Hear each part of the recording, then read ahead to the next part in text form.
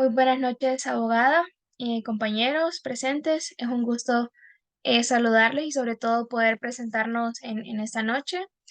Somos el grupo número 2 y en esta ocasión le hablaremos acerca de lo que es el control de convencionalidad y algunos de sus aspectos. Eh, Conformamos el grupo los compañeros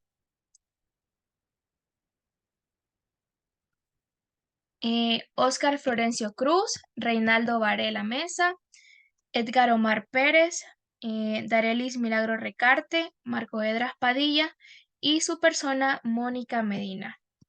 En esta noche haremos una intervención sobre ese tema y esperamos que al terminar la presentación puedan quedar totalmente claro. Bien, iniciamos hablando acerca de lo que es el bloque de constitucionalidad. En primer lugar, debemos de saber de que la Corte Suprema de Justicia ha intentado mantener sus interpretaciones en una sola dirección y bueno, han utilizado este bloque de constitucionalidad sobre todo para indicar las normas que tienen lo que es un rango constitucional.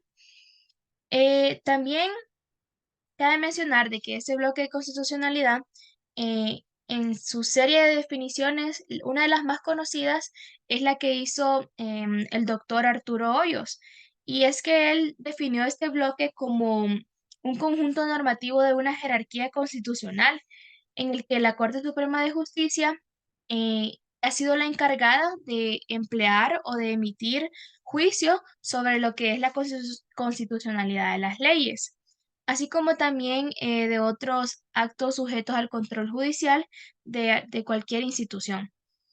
Este conjunto también puede ser aplicado por los tribunales ordinarios y esto lo realizan cuando ejercen el control de constitucionalidad. Y así como en los procesos de amparos de garantías, también se persigue lo que es la revocación de órdenes arbitrarias que son expedidas por algunos servidores públicos que en algunos casos sucede cuando estos lesionan lo que son los derechos fundamentales.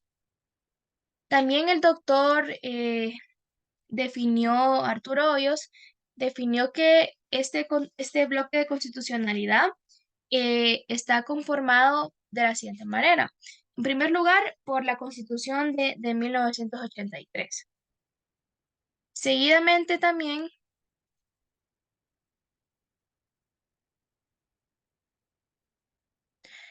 seguidamente también por lo que es la jurisprudencia de la Corte Suprema de Justicia, en esta, bueno, cabe aclarar de que solamente es en la que se realiza de manera democrática. En aquella en la que se hace de un régimen militar, eso no puede considerarse como parte del bloque de constitucionalidad, solo la que se hace de manera democrática. También está conformado por lo que es la costumbre constitucional y el reglamento de la Asamblea de Diputados. También por las normas de constitución y el Estatuto de Plenitud de Orden Constitucional. También con el artículo 8 y el 32 de la Convención Interamericana de Derechos Humanos.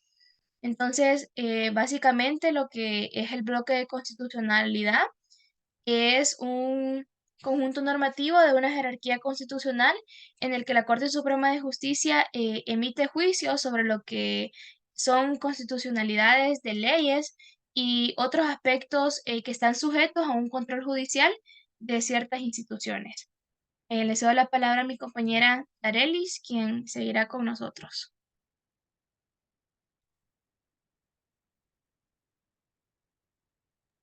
Muy buenas noches, compañeros y abogadas. Bueno, mil disculpas, ¿verdad? Porque me van a ver ahí en oscuritas, pero es que aquí en la zona, en Ciguatepeque, pues hay muchas zonas que estamos sin luz, pero aquí estamos, ¿verdad? Ante todo la responsabilidad. El tema del que yo les estaré hablando esta noche es acerca del control que tiene lo que es la constitucionalidad, lo cual les quiero comentar, ¿verdad? Ya vamos a estar viendo ahí en pantalla, ¿verdad? El concepto de donde se manifiesta de la siguiente manera. La Corte, pues, están sujetos a lo que es a un imperio de la ley y por ello, pues, están obligados a aplicar las disposiciones vigentes en el ordenamiento jurídico. Pero cuando un Estado ha ratificado un tratado internacional como la Convención Americana, sus jueces como parte del aparato del Estado también están sometidos a ella, lo que les obliga a velar porque los efectos de las disposiciones de la Convención se vean mermeadas por la aplicación de las leyes contrarias a su objeto y fin. Con esto también otro aporte, ¿verdad? Relacionado con este tema, les quiero hablar un poco acerca de la historia. Y esto tiene que ver con sus inicios, donde, como lo sabemos, pues la figura del control constitucional tomó lo que fueron las afluencias en los movimientos constitucionales, tanto como en el movimiento francés, ¿verdad? Y a su vez también norteamericano. Y siempre ampliando sobre este tema del control de constitucionalidad, les quiero comentar, ¿verdad? Así como que algo resumido, el control constitucional pues es un conjunto de mecanismos los cuales pues están destinados a mantener el funcionamiento del Estado dentro de los lineamientos señalados por la voluntad constituyente y para impedir que ese poder exorbitante sea colocado al servicio de intereses en las diferentes comunidades. Y con otro aporte importante, ¿verdad? Como ya lo explicábamos, acerca del movimiento francés y también el movimiento americano, pues este se divide en dos controles, ¿verdad? Como lo es el control concentrado y el control difuso. De esto, ¿qué les quiero explicar? Con el control concentrado, pues este quiero comentarles que es de origen europeo, ¿verdad? Y en cuanto al control difuso, pues este se originó en los Estados Unidos como judicial review o revisión judicial. Y siempre ampliándoles un poco, ¿verdad? Ya estamos a punto de finalizar. Ahora les voy a explicar el por qué. En lo político, el gobierno constitucional democrático y representativo fue lo que los antiguos alquimistas llamaron panacea. Esta que viene siendo prácticamente como una fórmula para lo que es la curación de todo tipo de enfermedades, por lo mismo que pues surgieron lo que fueron los principios de los derechos, que estos pues vienen a garantizar lo que son a las personas. De igual manera, en la Constitución, como lo sabemos, está escrita que contenga lo que es un orden jurídico para que esta pues sea estable y sobre todo pues esta se impone sobre los gobernantes y gobernados. El imperio del derecho por medio de la ley y la exclusión de toda arbitrariedad se difundieron por el mundo entero. Bueno, compañeros, esto es todo, ¿verdad? Y muchísimas gracias, abogada y compañeros, por su atención. Les dejo con mi siguiente compañero.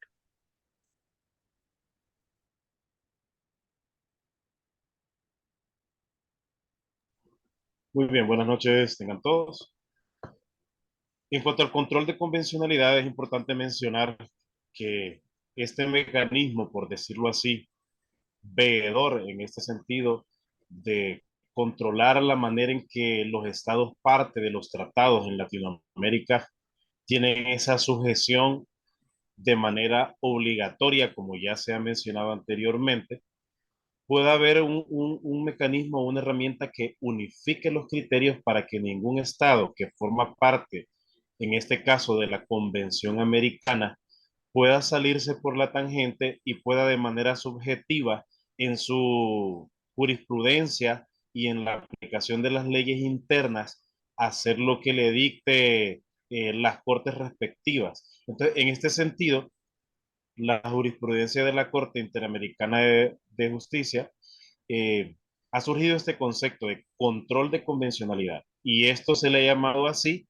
porque le va a permitir a cada uno de los estados que se han suscrito, en este caso a la Convención Americana, a través también de los otros mecanismos o herramientas, díganse ustedes, de las convenciones como por ejemplo la Belén do Pará, que es en contra de la violencia de la mujer, o la Convención a favor de los derechos del niño, en contra de la violencia, o los diferentes mecanismos en contra de la tortura, los tratos crueles que han surgido en Latinoamérica, a raíz de los golpes militares y de muchos sucesos bélicos que se han gestado a través de gestas sociales. Entonces, a través de la verificación que hace el control de convencionalidad, lo que se quiere hacer es verificar que cada estado dentro de su legislación interna pueda contemplar a lo que se ha suscrito en la legislación internacional, que es la convencionalidad a través de la Convención Americana. ¿Qué es lo que menciona la Convención Americana?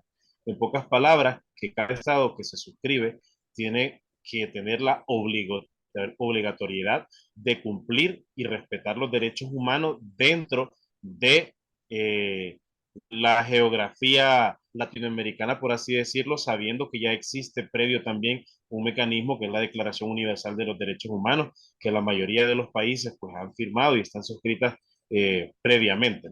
Entonces, a través del control de convencionalidad se siguen ciertas normas para que así cualquier estado también pueda tener responsabilidad si no acata primeramente estas normas internacionales que prevén que su norma interna esté sujeta a esos principios básicos de derechos humanos, la libertad, el derecho a la integridad y todos aquellos derechos anexos que son inherentes, ¿no? Por el simple hecho de ser seres humanos, como ya lo dicta la Declaración Universal de los Derechos Humanos. Entonces, en ese sentido, hay que tener claro que el concepto ya se maneja a nivel de la jurisprudencia y también por sentencias de la Corte, como lo vamos a ver posteriormente. Vamos a cambiar de filmina y en este sentido, vamos a decir que los que hacen el control de convencionalidad, específicamente a quienes les compete y tienen esa facultad en el ámbito interno, son los agentes del Estado.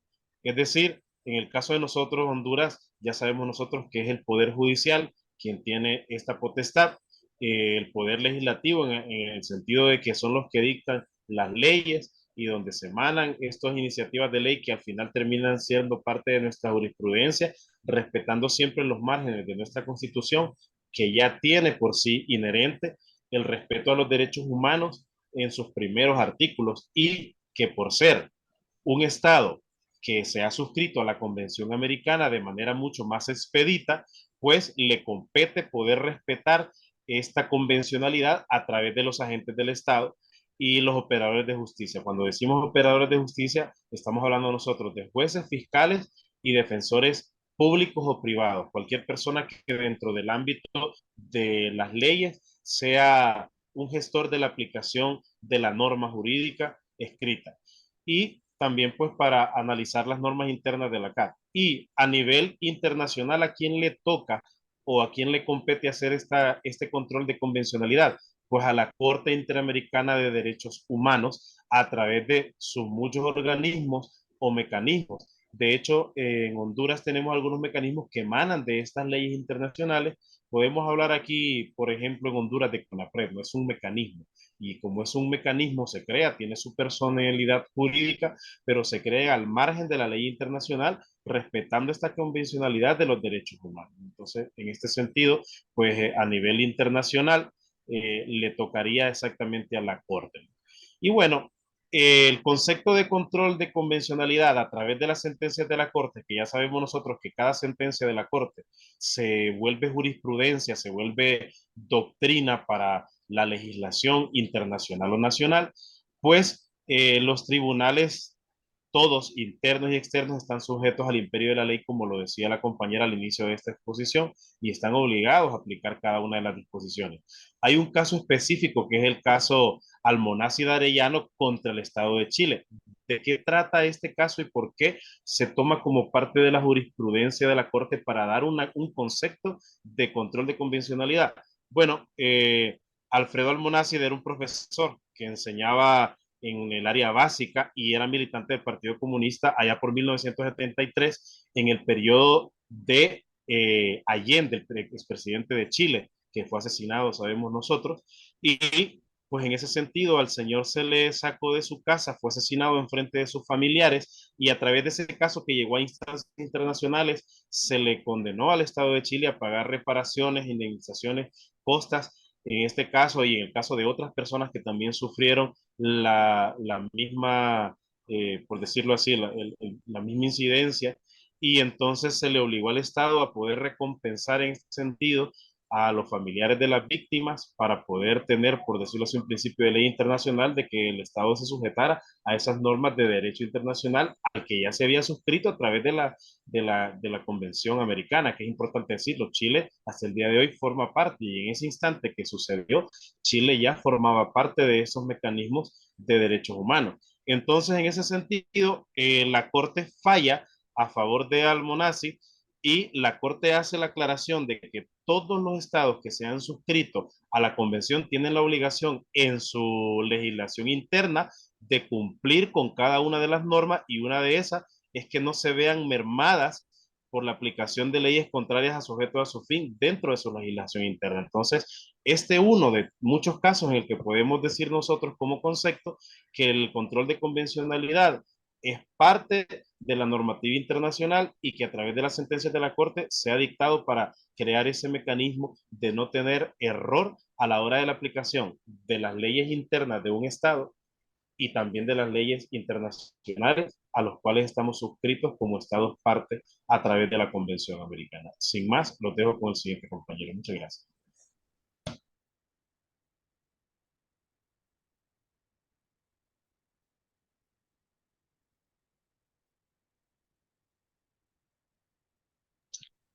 Buenas noches, abogada. Buenas noches, compañero. En esta ocasión, pues, le vamos a hablar sobre lo que significa que el control de convencionalidad puede ser realizado ex oficio.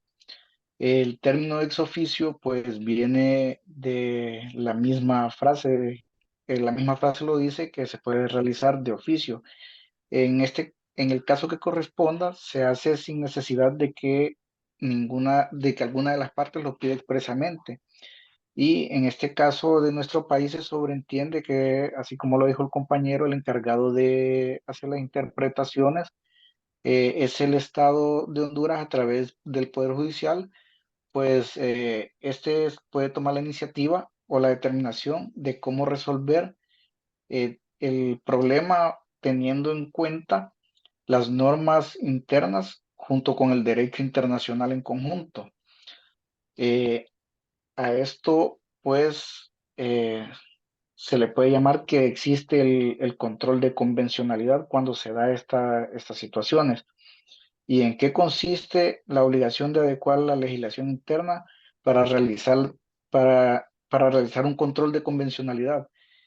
Eh, es la obliga- es la obligación de adecuar la legislación interna, como asimismo lo dice, podemos poner como ejemplo la Constitución de la República llama a que la legislación interna debe tener relevancia con los tratados celebrados y por ende al momento de la aplicación de la convencionalidad debe existir el relativo pronunciamiento del tribunal competente en virtud de que siempre se debe tomar la adecuación de las leyes, decretos y códigos para la aplicación del control de convencionalidad. Los dejo con mi siguiente compañero.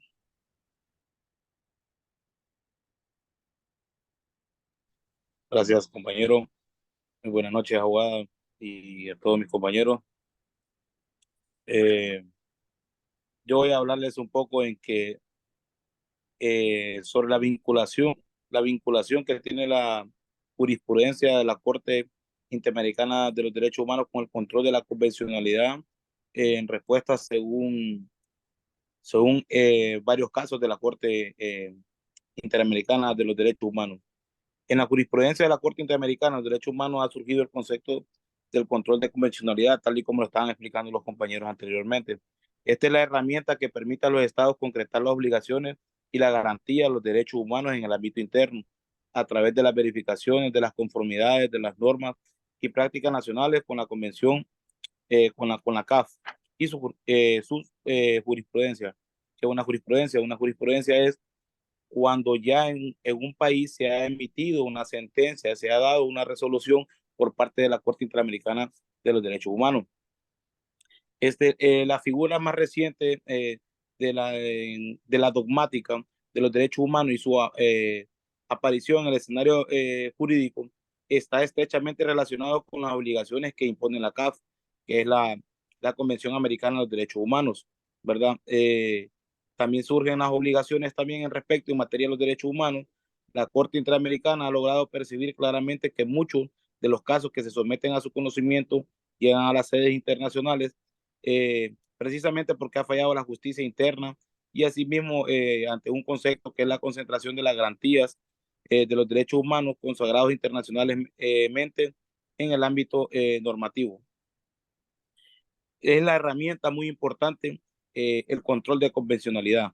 ¿Por qué? Porque es la que aplica exactamente en el ámbito nacional e internacional. ¿A quién lo aplica en el ámbito internacional? Pues la Corte Interamericana de los Derechos Humanos. Y consiste, en la expulsión de las normas contrarias a la Convención Americana, en los casos concretos que se someten al conocimiento de la Corte. Esto ha ocurrido, por ejemplo, aquí en Honduras.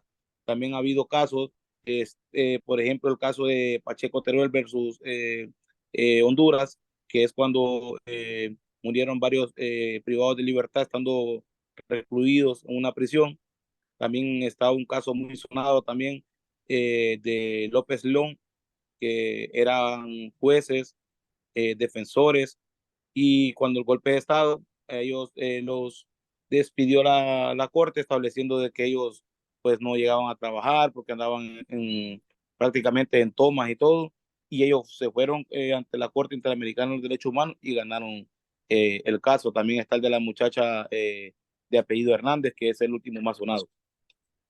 Acordémonos que los tratados también se vienen estableciendo por en la Convención de Viena, en su artículo 27, que es donde se puede establecer que se establece a todos los estados que parten en el tratado de realizar un control de convencionalidad con el propósito de cumplir con el mandato de protección de los derechos fundamentales en cada estado.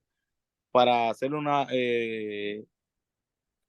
breve ya resumen, podemos establecer de que realmente en la Convención Americana de los Derechos Humanos es donde nacen las jurisprudencias cuando la Corte Interamericana establece una resolución, una sentencia que es emitida por la Corte Interamericana de los Derechos Humanos contra un país en el cual ha sido condenado. Asimismo, nuestra Constitución, en nuestro artículo 18, establece claramente de que cuando hay una norma contraria contra un tratado o una convención, va a prevalecer el tratado, ¿verdad? Y más que todo, estas jurisprudencias que han sido resoluciones emitidas por la Corte Interamericana de los Derechos Humanos es porque ha existido la vulnerabilidad de los derechos humanos. Muchas gracias, los dejo con mi compañero.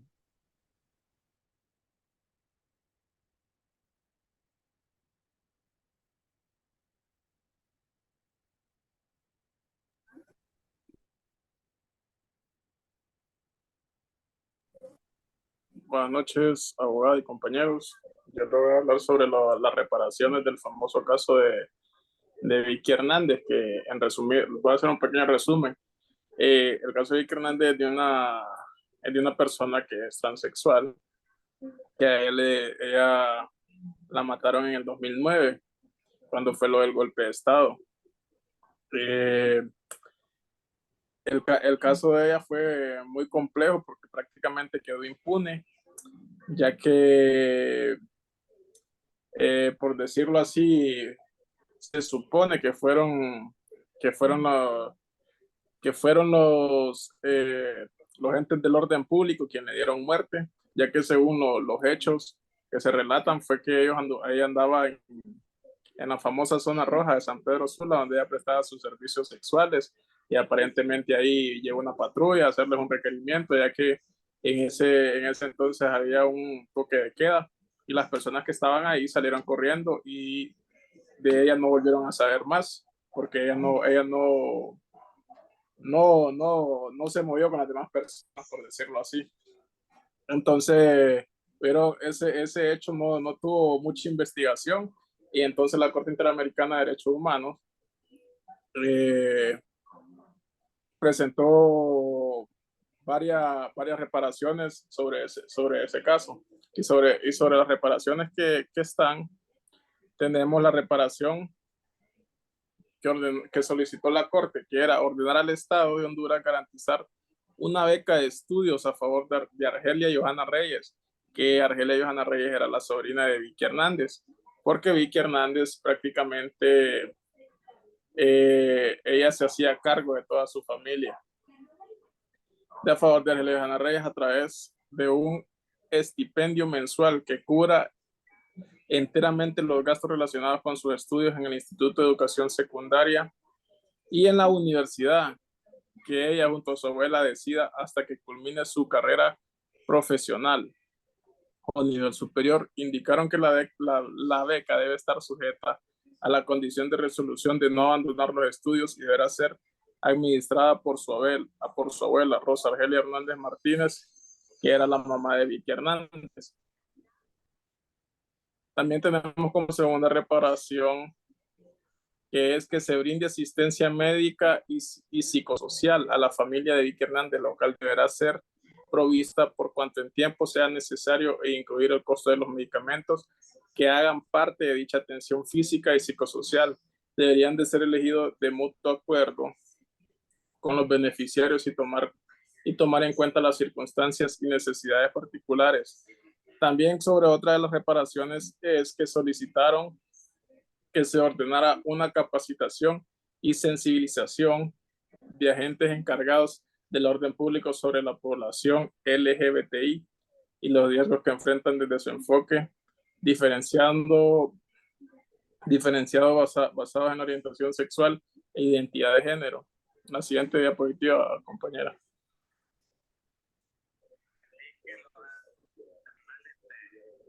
También tenemos lo que es el caso de Pacheco Turel, que esto es en la cárcel de San Pedro Sula, como lo comentó el compañero anteriormente, donde murieron 107 personas en la celda número 19, por la cual la Corte Interamericana también intervino, ya que había muchas inconsistencias y violaciones sobre el derecho a la vida, ya que había muchas inconsistencias en ese centro penal de que no les daban buena alimentación, no estaba, por decirlo así, todo lo que tenían los sistemas eléctricos estaban malos, el cual también fue lo que provocó ese día la muerte de personas, ya que hubo un cortocircuito. Entonces, entre las reparaciones que puso la Corte Interamericana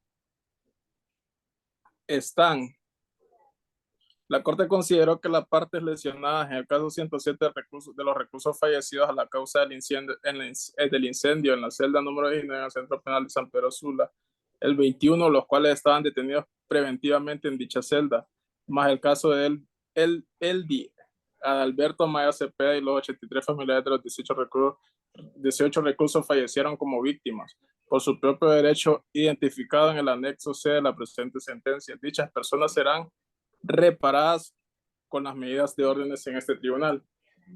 Entonces tenemos, por lo tanto, la Corte considera como parte lesionada del caso los 107 reclusos fallecidos a causa del incendio de la celda número 19 en el Centro Penal de San Pedro Sula.